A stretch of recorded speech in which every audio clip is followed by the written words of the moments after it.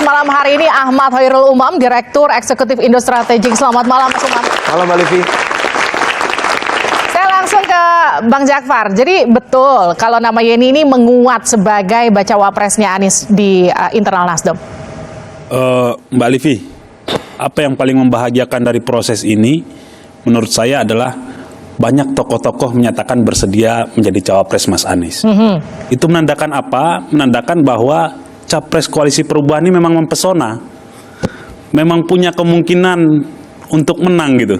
Artinya mudah-mudahan setelah ini ada lagi tokoh yang punya potensi, yang kita tahu jejak rekamnya juga menyatakan siap. Sehingga apa? Sehingga koalisi perubahan nantinya ditopang oleh banyak individu-individu, tokoh-tokoh untuk memenangkan proses kontestasi ini. Nah, Mbak Yeni salah satunya, contohnya mungkin. Oke. Kita tahu jejak rekamnya bagaimana, baik dan segala macam, pejuang kemanusiaan. Itu menurut saya sesuatu yang sangat berarti ya buat koalisi ini untuk mengarungi proses pemilu berikutnya, bahwa siapa yang tapi dipilih. Gini Bang, baik izin saya potong. Apa artinya banyak yang kemudian mau jadi cawapresnya Mas Anies, tapi kemudian ini memicu perpecahan justru di internal koalisi? Saya melihat tidak perpecahan, perdebatan-perdebatan, dinamika ini merupakan sesuatu yang wajar gitu, sesuatu yang alamiah dan lumrah malah.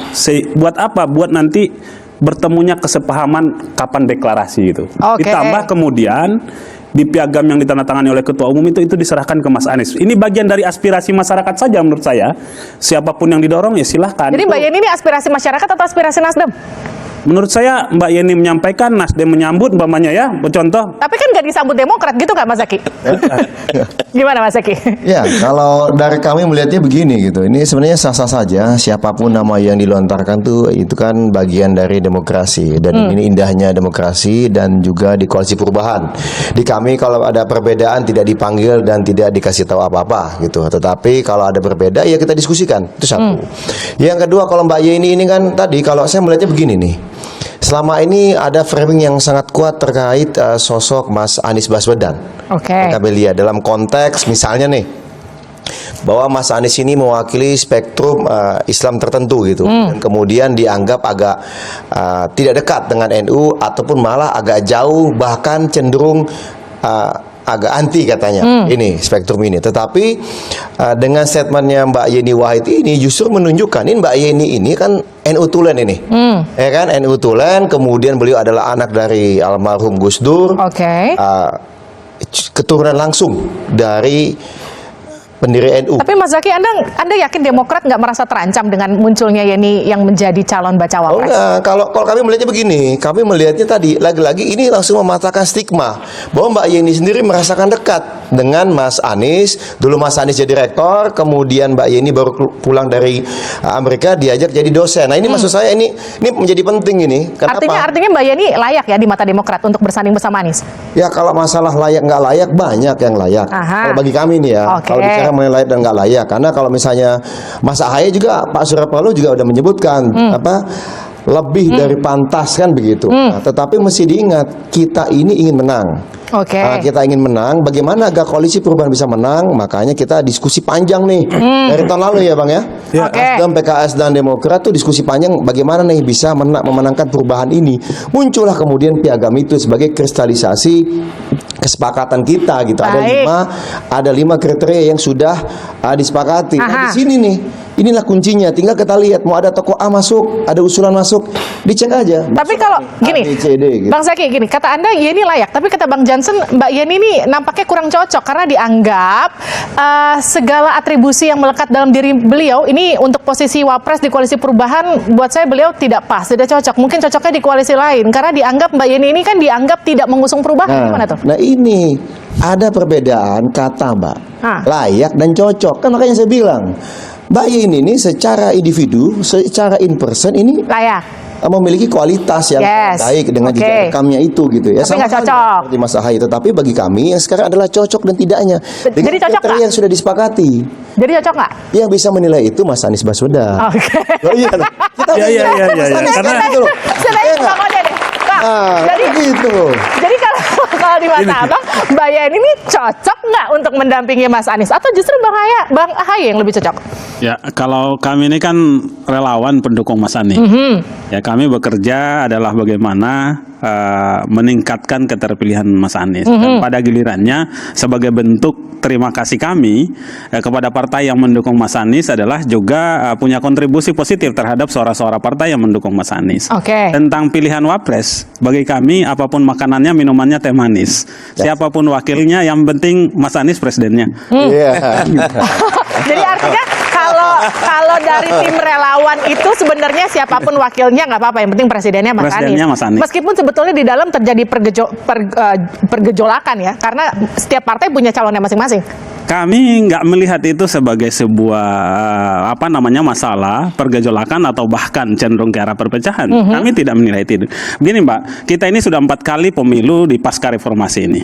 Kalau kita merujuk semua ke-4 kali pemilu, munculnya calon presiden, wakil presiden itu selalu di seminggu, 2 minggu jelang pendaftaran pemilu. Ya. Saat ini pendaftaran pemilu itu kan penutupan itu 25 November. Jadi masih sangat terbuka, sehingga bagi kami relawan tidak Ya. mau ikut campur pada hal-hal yang bukan kewenangan kami. Iya, kalau Anda itu kan sebagai relawan melihat mungkin last minute oke, tapi kan bagi PKS nggak gitu ya Bang Mardhani ya? Kenapa Ya. gitu? Waktu kampanye cuma 75 hari. 28 November sampai ke 10 Februari. 11, 12, 13 itu udah hari tenang. Kita tidak punya kemewahan seperti quote and unquote koalisi yang lain, masih Ya. pemerintahan, bisa gunting pita, bisa foto bareng super endorser macam-macam, sehingga akan sangat baik lebih cepat kita ketemu cawapres yang tepat, maka kita bisa bikin tim kerja yang cepat, bisa bikin target, bisa bikin aksi, bisa menyapa dan mulai masuk kepada kontestasi karya dan gagasan. Oke. Sehingga kita ingin segera bahwa siapa pandangan saya tentu yang paling punya hak partai koalisi. Baik. Mas AHY luar biasa punya hak. Kami mengusulkan Kang Aher. Tetapi siapapun yang dipilih ada satu faktor. Kita maju bukan cuma buat maju. Kita maju ingin menang. Oke. Makanya karena itu kita lihat figur-figur yang lain. Tetapi siapapun figur yang dipilih, kayak misal sebelum Mbak Yeni ada Bu Susi. Saya termasuk sangat gembira ketika Mas Anies ketemu Bu Susi karena DNA perubahan sangat kuat di Bu Oke. Susi. Itu bagus. Kemudian Mbak Yeni, buat saya monggo saja. Silahkan, karena di piagam kita diserahkan kepada Mas Anies, tentu hasil musyawarah dengan 3 Baik. partai. Tapi artinya gini, PKS maunya buru-buru, tapi Nasdem sama Demokrat masih tarik-tarikan. Itu gimana dong nantinya? Ya, inilah ujian kepemimpinan Mas Anies Baswedan. Aha. Bagaimana Mas Anies mampu untuk meyakinkan teman-teman Demokrat Oke. bahwa nyun sewu, misal bukan Mas AHY, Demokrat tetap akan gabung. Oke. Maunya lebih last minute, tapi Mas Anies tetap gabung. PKS bukan Kang AHY, nggak kenapa. Selama Mas Anies punya kriteria bahwa Oke. pilihan dia memberikan kemenangan bagi koalisi kita. Gitu. Baik. Bang Jakfar, PKS udah nggak sabar mau buru-buru deklarasi. Nasdem, Demokrat kan juga gitu. Nasdem masih santai aja. Begini Mbak Livi, proses ini, dinamika proses politik ini memang kita melihat, mungkin kawan-kawan PKS melihatnya momentumnya harusnya sudah dekat gitu. Nasdem coba kita lihat lagi, kan ini proses dinamika aja, proses diskusi yang terus-menerus sesungguhnya terjadi dalam internal koalisi ini. Melalui siapa? Melalui ada tim 8-nya. Pembahasan itu juga dilakukan semua. Oke. Jadi ini bagian dari proses bagaimana nanti Mas Anies menentukan waktu, tanggal dan segala macam itu menjadi mendekati sempurna gitu loh. Jadi bukan karena AHY nggak diterima Nasdem, makanya nyari tokoh lain. Saya rasa pertanyaannya bukan di sana itu ya, bukan di sana. Gimana? Kenapa? Kalau tidak diterima, ini kalau kita lihat piagam itu kan, kalaupun umpamanya PKS gak terima, terus Mas Anies bilang saya mau, bukannya partai ini menyerahkan pada saya, umpamanya begitu setelah berdiskusi. Kita mau bilang apa? Kita udah serahkan ke Mas Anies. Jadi bukan karena tidak disukai Nasdem, bukan karena tidak disukai oleh Demokrat, bukan karena tidak disukai PKS. Tapi mana kira-kira nanti prosesnya, kapan waktu yang tepat kemudian memberikan efek elektoral yang baik. Kapan waktu yang tepat akan memberikan elektoral yang baik. Saya ke Mas Umam. Mas Umam, jadi sebenarnya menunda-nunda pengumuman cawapres ini apakah menguntungkan Anies secara elektabilitas atau justru sebaliknya? Tapi nanti dijawab saja dari luar.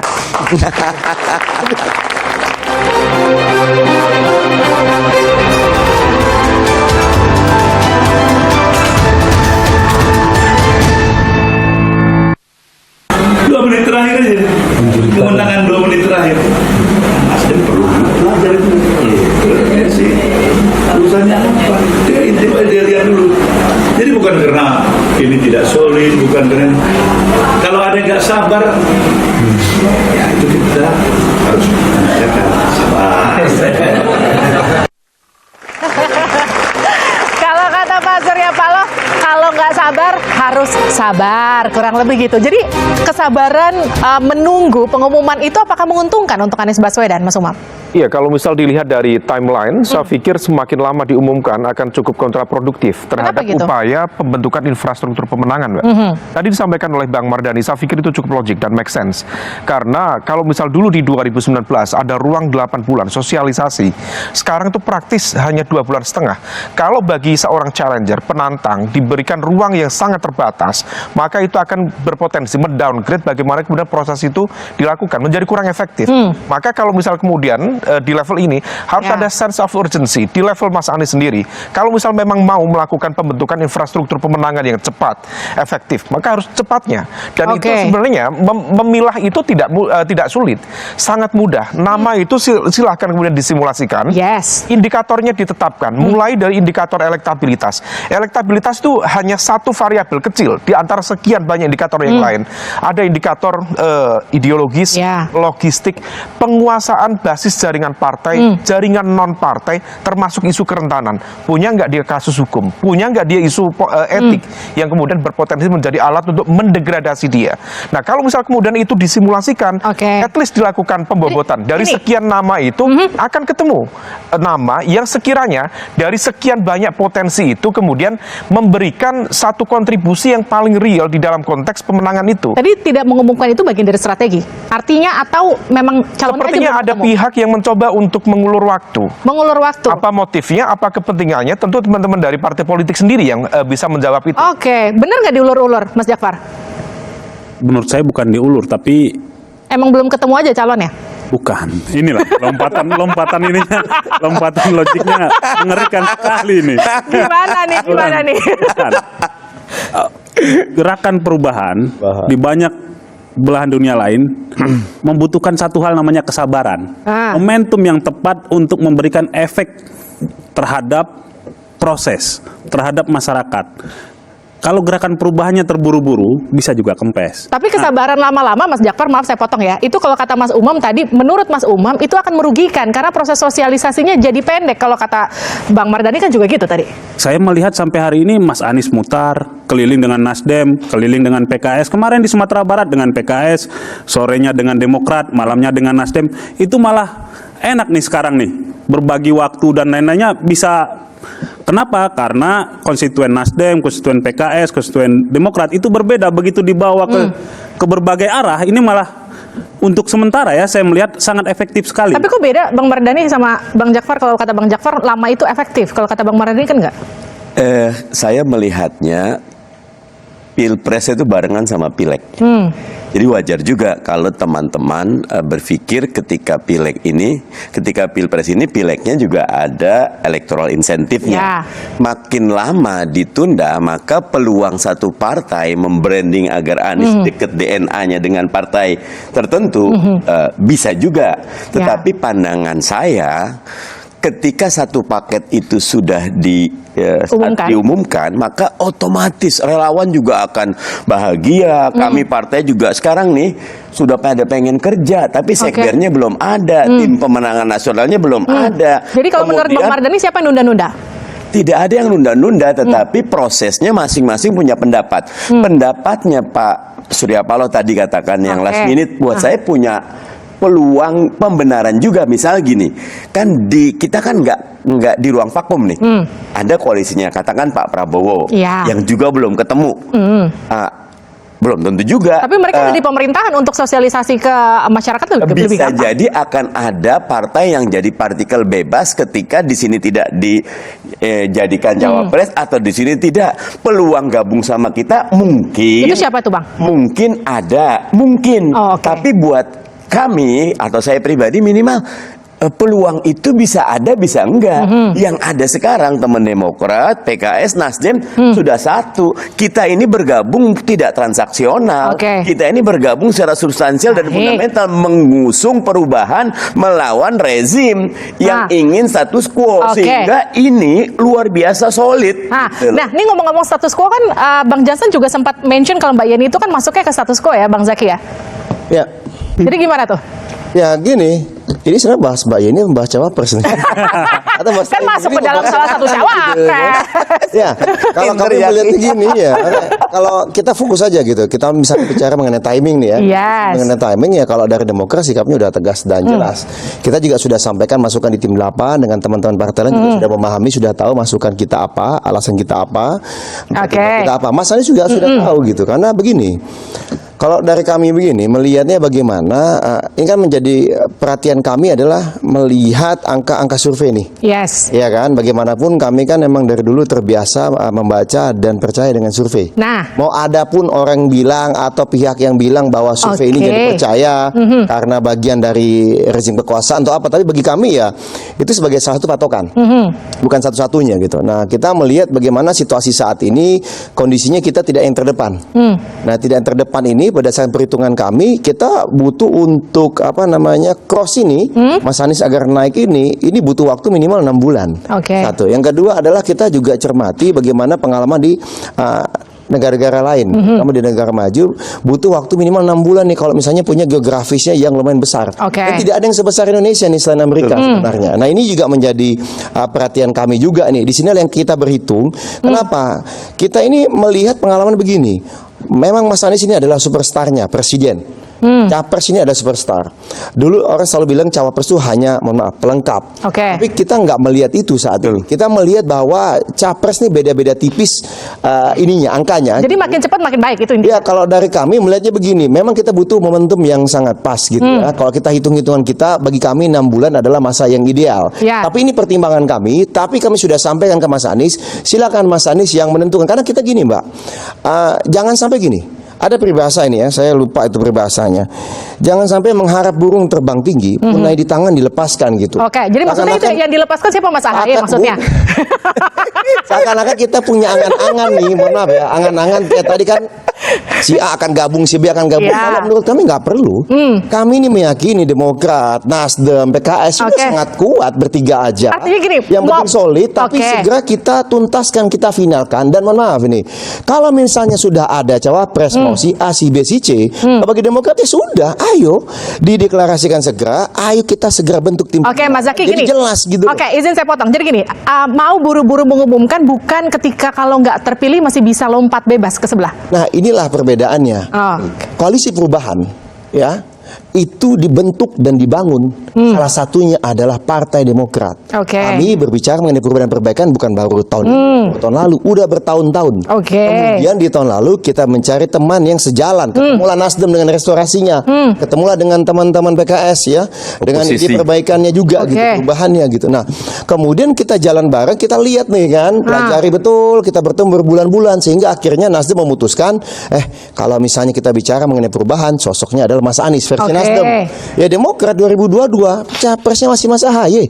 Belum ada itu nama Mas Anies. Mohon maaf. Baik. Nah, dari situ kemudian tapi dicermati terus, kita menghitung terus, mempelajari dari berbagai Oke. sudut, termasuk aspirasi masyarakat. Keluar kemudian Mas Ahaye menyampaikan kepada kita, meskipun kader ingin agar Mas Ahaye bisa menjadi capres, tetapi kita harus sadar kondisi kita saat ini 9,36%. Baik, artinya gini, jadi cawapres nggak apa-apa lah ya, 30%. kalaupun nggak jadi capres gitu kira-kira. Ya, kalau dari kader inginnya kalau nggak capres, cawapres. Oke, Kan saya ke gitu. Mas Ini Jafar. kader loh. aspirasi. Ya, Boleh dong. ya. Boleh Artinya gini, dong. oke, Mas Jafar gini, bisa nggak dibilang kalau misalnya upaya Nasdem untuk mengulur-ngulur sampai ke last minute itu sebenarnya untuk ngunci Demokrat biar nggak sempat untuk terbang ke sebelah? Ketawa loh, itu artinya bener loh. Gini, Oke, ya. Demokrat dan PKS nggak perlu dikunci, udah bersama gitu loh. Kita ini dikurung di ruang, malah mungkin kalau bahasanya dikunci, kita ini saling mengunci, kunci bareng-bareng gitu. Ayo kita dalam rumah ini Saling bareng-bareng. jaga. Oke. Nama rumahnya perubahan. Oke, saya ke Bang Ode deh. Bang Ode, Anda yakin gak sih koalisi ini sebenarnya masih utuh atau jangan-jangan udah retak bocor halus di dalam? Ya sangat yakin. Ya. Buat apa kami kerja terus? Saya ini keliling terus. Ya. Jauh sebelum Nasdem deklarasi kan memang kami sudah setahun berjalan relawan. Karena fokus kami memang di Mas Anies. Kan? Tapi pernah nggak Anda berpikir sebenarnya partai-partai ini fokusnya lebih ke pileg dan menjual Anies ke keliling, bukannya fokusnya ke pilpres? Oh, Nanti dijawab enggak. usai jeda di luar. Ya.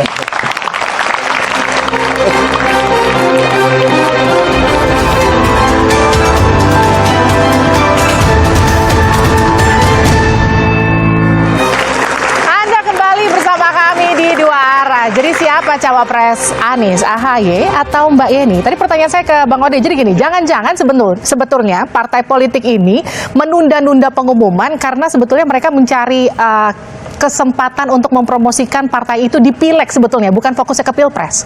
Saya merasa tidak demikian ya. Mengapa? Ya, tadi diakui oleh ketiga perwakilan parpol ini bahwa ini adalah bagian dari proses saja. Jadi mari kita sama-sama menikmati proses ini. Kedua, pernyataan ini juga bahwa tidak ada keretakan ini justru makin solid, kan kita perlu kalibrasi juga, kita perlu uji. Kita lihat minggu lalu saja bagaimana agenda Mas Anies itu dari Jakarta ke Karawang Nasdem, kemudian Bandung ada 2 acara partai, ya ada acara relawan, besoknya dengan PKS, terbang ke Padang dengan Nasdem lagi, balik dengan Demokrat lagi. Apalagi yang perlu kita ragukan dari kesolidan ketiga partai ini. Kami rasa ketiganya ini memang sangat solid dan hari ini memang sedang membangun bagaimana jalan untuk mensosialisasikan Mas Anies kemana-mana. Justru lapangannya juga menjadi sangat luas dengan jalan bertiga ini. Kalau disatukan lapangannya menjadi hanya satu lapangan saja. Jadi sekarang jadi banyak lapang bagi kami para relawan ya ikut meramaikan, mensosialisasikan. Tapi ya. relawan nggak merasa kalau ditunda-tunda itu merugikan karena waktunya cuma 75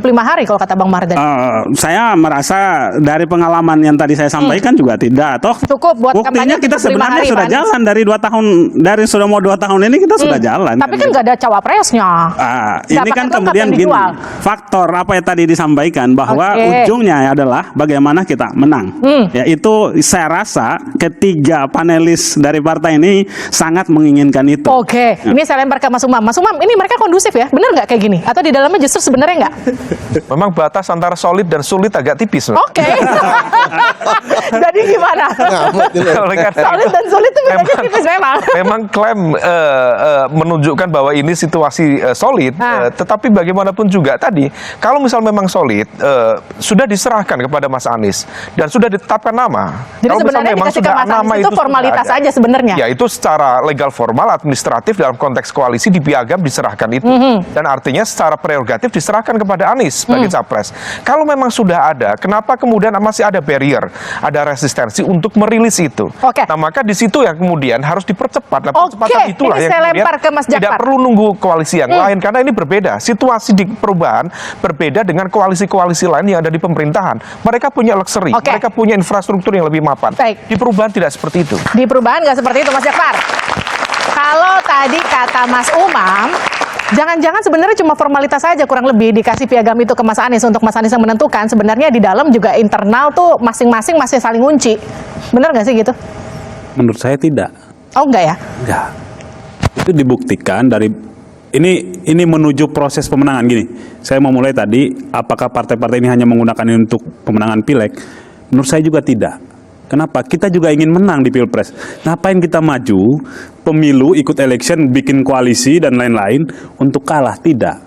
Maka sekali lagi ini prosesnya menang pilpres, menang juga di pileg. Tapi kan Nasdem gitu. udah dapat kotel efek dari pencalonan Anies.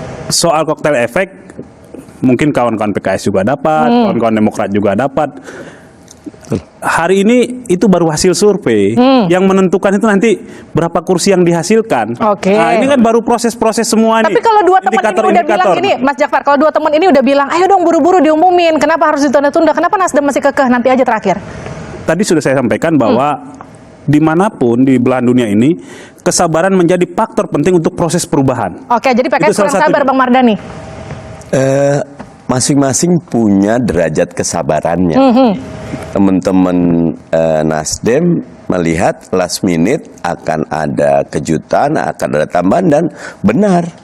Tetapi bahwa kita juga melihat waktu tidak bisa ditawar. Yes. Kita tidak punya luxury tadi itu infrastruktur kita dan Indonesia itu kita ada 800.000 TPS, 17.000 lebih pulau, Oke. ada 38 provinsi yang harus diketuk, yang harus diingatkan kan ketika capres cawapres baru satu hal. Apa sih message-nya? Mau apa apa sih perubahan ini, kan itu perlu segera untuk disampaikan. Jadi masing-masing punya derajat kesabaran dan punya landasan pikiran. Oke. Nah, untuk itu kita berembuk dan saya sih yakin nggak lama lagi akan deklarasi. Kalau Nasdem sampai pada akhirnya tetap seperti tadi Pak Surya Paloh bilang, last minute itu mungkin yang terbaik, harus sabar. Masih sabar PKS? Enggak, kita sabar sekali, nunggunya udah berapa lama gitu. Dan teman-teman Nasdem juga punya hak juga untuk last minute. Nah, saya yakin akan ada ketemu titik kulminasi di mana momentum itu datang. Oke, apakah Demokrat sesabar PKS, Mas Zaky? Kalau sabar, kami udah 9 tahun di luar pemerintahan. Itu kurang sabar apa lagi gitu. Oke. Ya, kalau bicara sabar gitu ya kan. Satu, ya. Yang kedua, mesti diingat ini kan berproses ya. Kami kan hanya mencermati isi piagam. Bagi kami di poin keempat kalau tidak salah itu deklarasi akan dilakukan tidak lama. Ya kan, tidak lama setelah piagam ini ditandatangani. Tapi kan ini udah lama. Ya ini kan makanya menurut versi kami loh, Ya. ini versi kami. Tapi teman Nasdem bilang belum. Dan PKS ternyata bilang juga ini kayaknya harus lebih cepat. Bagi kami begini Mbak, yang paling penting ini adalah masyarakat juga yang kami kan keliling nih terus nih, ya kan kita terus sosialisasikan perubahan ke masyarakat ya saat ini. Lalu kita juga sudah jalan dengan baliho dan billboard yang masif dan seragam.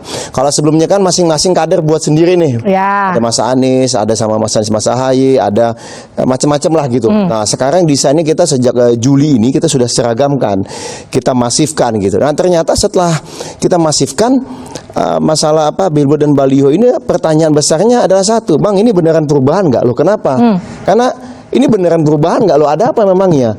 Wapresnya ini bagian dari perubahan atau dari status quo? Jadi kalau misalnya Bang Jansen sempat nge-tweet itu bahwa kita seharusnya perubahan, waktunya adalah perubahan. Ya karena tadi ini hasil bertemu masyarakat. Berarti salah dong ya kalau muncul nama Yeni Wahid ya? Saya nggak bilang begitu. Oke. Itu kan aspirasi masyarakat. Apalagi beliau ini tokoh NU loh. Iya kan? Dan kami misalnya Demokrat banyak loh pemilih yang dari NU juga loh. Ya kan? Jadi munculnya Mbak Yeni Wahid, munculnya Mbak Afifah, bahkan munculnya Bu Susi dan teman-teman yang lain, bagi kami itu sangat positif. Tadi pertanda apa? Banyak yang ingin bergabung dengan koalisi perubahan, itu aja. Sangat positif meskipun itu akan menyingkirkan nama AHY dari kursi Enggak dong, cawapres. enggak. Karena ini kita different league nih, mohon maaf gitu loh ya kan. Kalau kami bicara tadi kekuatan ya kan, unsur-unsur elemen kita ini kalau bisa perubahan ini memang bedanya nih ya. Kalau koalisi perubahan ini kita pengen kolaborasi Mbak dengan semua elemen bangsa. Oke. Kami ini tidak ada yang merasa lebih hebat dari elemen bangsa lain di luar koalisi. Jadi kalau misalnya ada yang mau bergabung terus, termasuk adik-adik mahasiswa di sini, misalnya ya nanti di luar kampus mau bergabung memperjuangkan perubahan, ayo kita sama-sama. Baik. Karena apa? Perubahan di negeri ini selalu dimulai dari Oke. anak-anak muda, Ini saya lempar ke dari Mas Umam. mahasiswa. Oke. Ayo bergabung dengan koalisi perubahan, boleh ya? Mas Umam, jadi kalau ngelihat mereka bertiga ini di luar Mas Ode ya, yang dua ini pengen buru-buru, yang satu mintanya sabar. Jadi sebenarnya mereka ini kompak atau nggak kompak? Atau dikompak-kompakin? Ya bagaimanapun juga begini Mbak, situasi saling mengunci terkait dengan konteks negosiasi cawapres. Saya pikir bukan hanya terjadi di koalisi perubahan, di hampir semua koalisi, termasuk di koalisi Mas Ganjar, di koalisi Pak Prabowo juga mengalami situasi yang sama. Dan ada proses kompleksitas di situ. Maka oleh karena itu tadi harus dihitung betul mana yang bisa memberikan insentif elektoral paling optimal dalam konteks pemenangan di situ. Oke. Nah maka kemudian elektabilitas, penguasaan elektabilitas juga harus di breakdown di level mana. Misalnya capres itu punya penguasaan di mana? Mas Anies itu lebih kuat dia di Jawa Barat, Banten, Sumatera, juga DKI. Oke. Tetapi kemudian di segmen Jawa Tengah, Jawa Timur dia relatif butuh insentif elektoral yang signifikan. Maka kalau misalnya kemudian nama AHY muncul, nama Yeni Wahid muncul, cukup make sense karena bagaimanapun juga AHY secara ideologis bisa kemudian komplement di situ.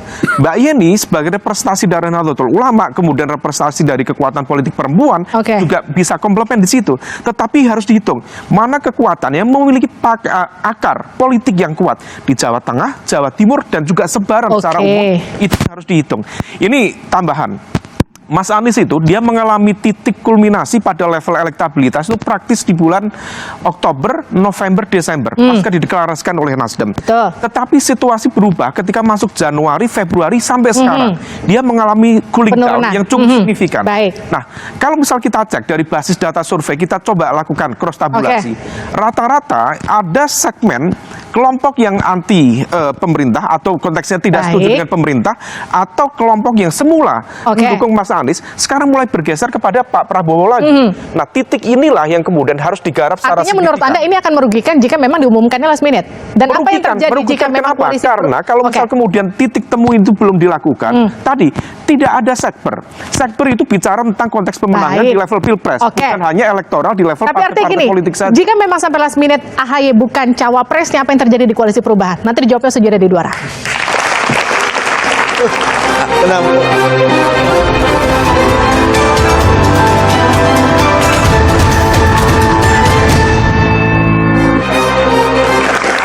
Anda kembali bersama kami di Dua Arah. Jadi siapa cawapres Anies Baswedan? AHY kah? Atau Mbak Yeni Wahid kah? Atau justru ada nama lain kah? Jadi Mas Umam, ini sebenarnya gimana kalau Anda melihatnya? Ya, kalau misal kemudian tadi semua nama disimulasikan dengan semua indikator yang ada, maka harusnya tidak susah untuk menentukan itu. Kalau kemudian masing-masing partai mengirimkan perwakilan, kemudian dihitung dengan pembobotan, let's say 1 sampai 5. Satu nama itu kemudian kira-kira berapa bobotnya. Dari semua indikator, itu praktis 1 hari sudah bisa diputuskan. Nah, tetapi kemudian sepertinya ada pihak yang kemudian mencoba untuk ya mengoptimalkan agenda terkait dengan elektoral partai. Oke, jadi menurut Anda ini ada yang sengaja untuk menunda-nunda? Tetapi bagaimanapun juga, sekali lagi, masing-masing tentu memiliki target elektoral. Oke. Dan itu adalah sebuah hak politik. Tetapi bagaimanapun juga, infrastruktur pemenangan dalam konteks challenger, itu betul-betul harus difikirkan. Kalau misal kemudian dianggap masih santai-santai saja, tidak ada sense of urgency, saya pikir ini menjadi sebuah tantangan yang akan justru melemahkan basis competitiveness dari Baik. Anies itu sendiri. Oke, saya ke Mas Jafar. Mas Jafar, kalau kita lihat nih dari hasil survei LSI 1 sampai 8 Juli, simulasi 1, 2, 3, nama Anies Baswedan justru sebetulnya lebih tinggi bersama Mas AHY dibanding sama Mbak Yeni. Gimana tuh? Simulasi survei sebuah indikator, sebuah hasil riset yang patut kita apresiasi. Iya. Gitu ya. Artinya sebenarnya lebih gampang milihnya ya nggak sih? Bukan. Hasil survei itu berbeda dengan keputusan politik, bisa jadi terjadi, bisa juga sama. Jadi dalam konteks ini kita tidak bisa bilang oh ya dia aja atau siapa aja. Semua usulan, semua menurut saya diskusinya, semua aspirasi siapapun dia itu baik buat kita, baik buat proses demokrasi di Indonesia. Kenapa makin banyak nama yang muncul, makin banyak wacana, makin banyak gagasan dan lain-lain. Oke. Pada koalisi perubahan, titik tumpunya nanti Mas Anies menentukan pilihan dan mengumumkan pilihan itu, siapapun dia. Itu yang terbaik tentu saja untuk apa? Untuk proses pemenangan gerakan perubahan ini. Oke. Jadi Demokrat akankah tetap setia bersama koalisi perubahan jika Nasdem tetap ngulur-ngulur sampai last minute? Demokrat tetap di situ. Kalau bagi kami ini pertimbangannya bukan mengulur, bukan nanti, bukan lama, cepat gitu. Tapi pertimbangan kami di koalisi perubahan ini lagi-lagi adalah masalah nilai-nilai atau kita sepakati bersama. Masalah nilai-nilai perubahan. Kalau ternyata misalnya katakanlah tadi ya, mendadak ada ya katakanlah Mas Anies menentukan siapa cawapresnya gitu. Ya kita akan duduk bareng lihat pertimbangannya apa. Apakah sesuai dengan 5 kriteria yang disepakati atau tidak, itu satu. Di dalamnya ada unsur perubahan. Kalau ternyata bagian dari status quo, tentu kami akan meminta penjelasan karena bagaimanapun kami nggak mau nih disebut koalisi perubahan pro status quo. Kami ini koalisi perubahan dan apa? Perubahannya nanggung gitu ya? Iya nggak mau nanti dibilang kentang gitu. Kita mau kelasnya berubah-berubah jadi bukan perubahan. Gitu. Ya kita maunya menang. Jadi pesan yang ingin kami sampaikan adalah bahwa Demokrat, PKS dan Nasdem ini kita sama-sama disatukan oleh nilai-nilai ingin memperjuangkan perubahan. Meskipun Mas AHY bukan cawapresnya, akan tetap di situ kah? Loh, kan sudah jelas berulang kali ditanyakan. Mau dari Oktober 2022 kan saya mengkonfirmasi, siapa tahu berubah. Oktober 2022 sampai dengan sekarang bisa saya sampaikan. Mas AHY menyampaikan rakyatlah yang utama. Rakyat menginginkan perubahan. Kami akan terus di koalisi perubahan. Nah, closing nih karena mau habis. Saya sampaikan cawapres Anies, AHY atau Yeni. Mbak Yeni udah jawab kok kemarin. Loh, ini menurut saya ini Mas AHY dan Mas Anies sudah cocok loh berpasangan. Ini Mbak Yeni loh kemarin yang ngomong. Jadi kalau lihat judul, saya lihat siapa cawapres Anies, AHY atau Yeni, ya saya akan jawab AHY. Tapi keputusan tetap di tangan Mas Anies sebagai capres. Kalau PKS gimana Bang Mardhani? Kalau sampai last minute tetap akan diumumkan, gimana? Tetap setia di situ, sabar. Partai Keadilan Sejahtera punya sejarah panjang dengan Mas Anies. Waktu pilkada di DKI kan Ya. kita pendukung ya, dan 5 tahun di Jakarta full kita wa ta'awanu 'alal birri wa taqwa bareng Mas Anies. Jadi buat Partai Keadilan Sejahtera, monggo Mas Anies sudah diberikan haknya untuk menetapkan, dan kami sebetulnya yakin sudah ada namanya. Tapi adabnya Mas Anies, beliau ingin datang ke teman-teman Demokrat, ke teman Nasdem, ke PKS untuk sama-sama, karena saya pernah berbincang, kan sesudah ditentukan nggak habis itu diam, bagaimana strateginya, Baik. lanjutnya, bagaimana agar itu bisa terus menjadi momentum. Jadi kapan waktunya, doa kami lebih cepat lebih baik. Oke. Kapan waktunya? Saya mau tanya lagi ke Mas Jakfar. Jadi apakah kemudian menunggu kapal berlayar atau jangan-jangan kapalnya akan karam di tengah jalan sebelum berlayar? Kita akan berlayar untuk sampai di tujuan. Itu jawabannya. Ya, kita akan berlayar sampai di tujuan bersama-sama. Oke, jadi Anda yakin ya, ini koalisi akan solid sampai akhir, sampai Mas Anies dipastikan akan dapat tiket di Pilpres nanti? Bukan hanya dapat tiket, menjadi presiden 2024. Oke. Saya ke Mas Umam. Mas Umam, apa yang kita lihat di sini kan nampaknya mereka harmonis ya. Tapi kenapa kalau kita bedah satu-satu, gesekan itu tetap terasa? Kenapa begitu? Ya, karena bagaimanapun juga masing-masing memiliki agenda kepentingan yang berbeda dan mencoba untuk mengoptimalkan kotel efek dari proses ini. Karena bagaimanapun juga Pilpres, Pileg menjadi satu, itu tantangan tersendiri. Masing-masing tentu ingin mendapatkan kotel efek yang paling besar. Nah, oleh karena itu kita bisa memahami ada dinamika seperti ini, dan ini adalah bagian dari negosiasi. Apakah kemudian komprominya bisa masuk atau tidak? Kita lihat bagaimana kemudian menguji tadi kalibrasi soliditas dari masing-masing koalisi. Dan hal sama bukan hanya di koalisi perubahan. Caimin atau PKB di koalisi Pak Prabowo juga mengalami situasi yang sama. Ada titik buntu di sana yang kemudian harus dinegosiasikan. Di Mas Ganjar juga sama. Jadi kalau misal kemudian mau efektif mesinnya, lakukan percepatan, tidak harus menunggu proses Oktober, proses pendaftaran di KPU. Sekarang bentuk infrastruktur pemenangan, saya pikir itu akan jauh lebih efektif untuk menghadirkan situasi dan juga mesin politik yang efektif di sana. Oke. Bang Ode, kalau kata sepakat nggak ditemukan untuk posisi cawapres sampai akhirnya koalisi ini karam di tengah jalan, apa yang akan dilakukan relawan? Ada yang menarik yang disampaikan oleh Mas Jaki tadi, bahwa konsistensi itu bukan pada orang, tapi konsistensi itu pada nilai. Ini ada nilai yang dipegang oleh ketiga partai ini, sehingga saya yakin ini akan tetap solid. Yang kedua adalah kita butuh sumber daya manusia yang banyak untuk perubahan ini.